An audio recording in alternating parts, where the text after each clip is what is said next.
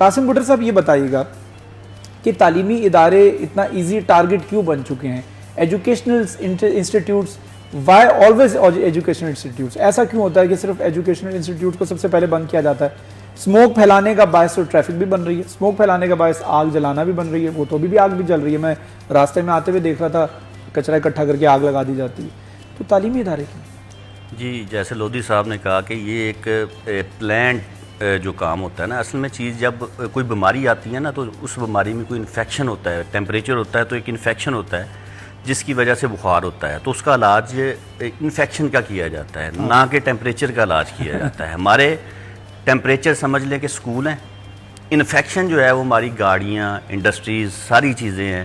83% سبب جو ہے اس وقت وہ ہماری گاڑیاں ہیں جو اس چیز کا سبب بن رہی ہیں. 83% ویسی چل رہی ہیں.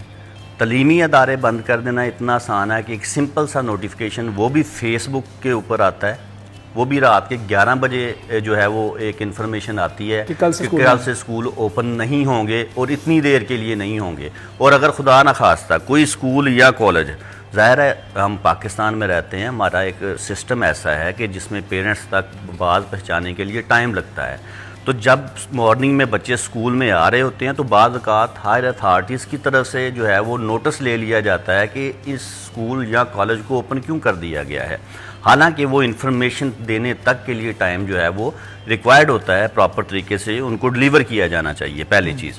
دوسری چیز یہ وہی بات ہے جیسے نیشنل لیول یا انٹرنیشنل لیول کے اوپر ایک سازش ہے جس میں ہماری تعلیم بالکل ختم ہو رہی ہے. میں تعلیم کی بات نہیں کر رہا کہ لیکن اخلاقیات ختم ہو رہی ہے. کووڈ کے دوران جو 2-3 سال کا عرصہ گزرا ہے اس میں سارے تعلیمی ادارے بند ہوئے ہیں. اس وقت تعلیم کا حرج تو ہونا تھا، جو ہوا ہے ان کو ڈگریز مل گئی بچوں کو، ان کے گریڈز بھی بڑے اچھے ہو گئے، سارا کچھ اچھا ہو گیا، لیکن وہ 3 سالوں میں جو بچوں نے اخلاقیات لینی تھی وہ اخلاقی تربیت تباہ ہو گئی.